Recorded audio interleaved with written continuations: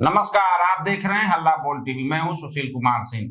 Jewellery की दुकान की आड़ में AK-47 सहित तमाम हथियारों की तस्करी की जा रही थी। नालंदा की इस दुकान का क्या था खेला, इस बारे में आगे बताएंगे हल्ला बोल टीवी के editor in chief Deepak Sharma. देखिए, नालंदा के जिस ज्वेलरी दुकान की आप बात कर रहे हैं सुशील जी, इसकी आड़ में AK-47 की गोलियों सहित तमाम तरह के हथियारों की तस्करी की जा रही थी और हरियाणा का मास्टरमाइंड से लेकर कानपुर के कई अपराधी तक इसमें शामिल थे।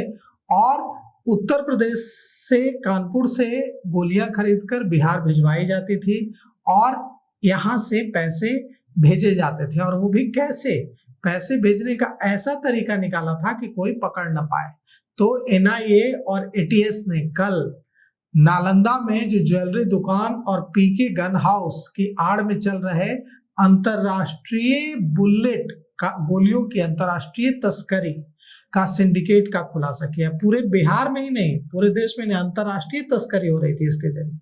और इसमें पता चला है कि CSP केंद्रों के जरिए रुपए का लेन देन किया जा रहा था। पैसों का जो लेन देन किया जा रहा था वो CSP केंद्रों के जरिए किया जा रहा था, ताकि AK-47 जैसे घातक हथियार जो हैं, इनकी गोलियों की सप्लाई में किसी तरह की भनक न लग जाए जांच एजेंसियों को, खुफिया जांच एजेंसियों को। और इसीलिए CSP केंद्रों के जरिए पैसों का लेन देन किया जाता था।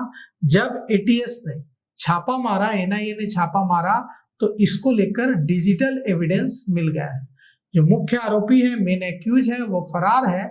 लेकिन जो नालंदा के इस ज्वेलरी शॉप पर जो छापेमारी हुई है और PK गन हाउस और रवि ज्वेलरी, दुकान का नाम है रवि ज्वेलरी, और जिस गन हाउस पर छापेमारी हुई है उसका नाम है PK गन हाउस। इसमें सुबह के 4 बजे से कल रेड शुरू हुई, छापेमारी शुरू हुई। और बिहार शरीफ के लहरी मोहल्ला के PK गन हाउस और रवि ज्वेलरी समेत जब 6 ठिकानों पर NIA और ATS ने रेड मारी, तो यह रेड 2-4 घंटे नहीं, 9 से 10 घंटे तक चली। और 9 से 10 घंटे तक चली इस रेड में कई सारे ऐसे डिजिटल एविडेंस मिले हैं, जो ये और डॉक्यूमेंट्स मिले हैं, जो यह साबित करने के लिए काफी हैं कि रवि ज्वेलर्स और PK गन हाउस के जरिए किस तरह गोलियों की तस्करी की जा रही थी। अंतरराष्ट्रीय स्तर पर गैंग चलाया जा रहा था तस्करी का, और इसमें AK-47 की गोलियां भी शामिल थी। अब सवाल ये उठता है कि यह जो रेड है, हिलसा और चिकसोरा के CSP केंद्रों से भी कई सारे इस रेड में एविडेंस बरामद हुए हैं, DVR बरामद हुए हैं, डिजिटल गैजेट्स बरामद हुए हैं। और इसका जो मुख्य आरोपी है वो है, उसका नाम है सत्येंद्र सिंह। वो अपराधी है, पहले भी अवैध हथियारों की तस्करी में पकड़ा जा चुका है, अवैध हथियारों के साथ गिरफ्तार हो चुका है। और अब उसने अवैध हथियारों की तस्करी, गोलियों की तस्करी करने का एक नया तरीका निकाला था, कस्टमर सर्विस पॉइंट CSP के जरिए, ताकि CSP केंद्रों के जरिए अगर लेन देन किया जाएगा तो खुफिया एजेंसियों को भनक नहीं लग पाएगी। साथ ही साथ सत्येंद्र सिंह ने अपने रिश्तेदारों और CSP संचालक कुंदन के जरिए, जो तस्कर है हथियारों का, मोहम्मद परवेज तक पैसे भिजवाने के लिए वो इस रूट का सहारा लेता था। अब सबसे बड़ी बात जो इसमें निकलकर सामने आई है कि ये जो गैंग है, ये कोई स्थानीय स्तर पर ऑपरेट नहीं कर रहा था। यह गैंग पूरे देश में अपना सिंडिकेट चला रहा था और यूपी के कानपुर के कुछ दुकानों से, जो लाइसेंसी दुकानें हैं हथियारों की, उनसे इसका कनेक्शन था। वहां से गोलियां खरीदी जाती थी और हरियाणा के फंडिंग चेन का इस्तेमाल कर सप्लाई किया जाता था। और फतुहा और लहेरी से जो 2500 कारतूस बरामद हुए थे कुछ महीने पहले, जिसमें AK-47 की गोलियां भी मिली थी, उसमें क्या कनेक्शन है, इसका भी अब जांच एजेंसियों को पता लगाना है। NIA ने विजय और कुश कालरा और बिहार से शशि और रवि रंजन को पहले ही इसमें गिरफ्तार किया है। अब सवाल उठता है कि हिलसा और चिकसोरा में जो छापेमारी हुई है उसमें क्या कुछ मिला है। तो हथियारों का तस्कर है परवेज, उसके बारे में NIA और ATS को अहम सुराग मिला है। हिलसा के राममूर्ति नगर और चिकसोरा के मिर्जापुर कि एक सीएसपी केंद्र पर जब रेड मारी गई एटीएस और एनआईए की ओर से, तो उसमें खुलासा हुआ कि सीएसपी केंद्रों के जरिए कैसे डिजिटल पेमेंट किए जा रहे थे। सोचिए कि क्या जमाना आ गया है।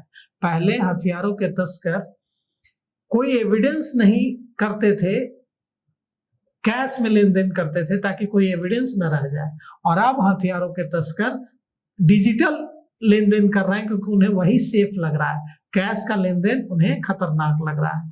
यह हालत हो गई है कि कितना कसने की जरूरत है, कितना लगाम लगाने की जरूरत है डिजिटल ट्रांजैक्शंस पर, क्योंकि अपराधी लिबरल डिजिटल ट्रांजैक्शंस का इस्तेमाल किस तरह से कर रहे हैं, इससे ये देखिए। अब जो सूचना आई है उसके मुताबिक दिसंबर 2025 में परवेज के घर पर भी एनआईए का छापा पड़ चुका है, और ये जो सत्येंद्र सिंह है नालंदा का, ये पहले 2 बार गिरफ्तार हो चुका है हथियारों के साथ, हथियारों की तस्करी को लेकर।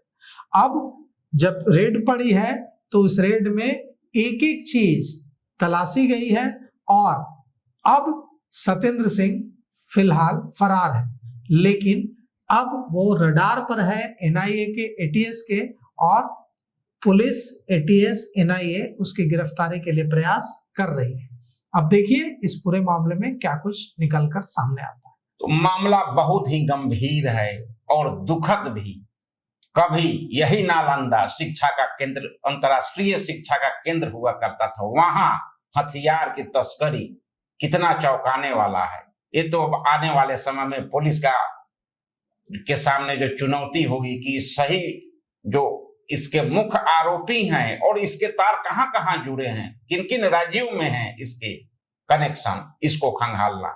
तो अभी तक के लिए इतना ही। देखते रहिए हल्ला बोल टीवी। धन्यवाद।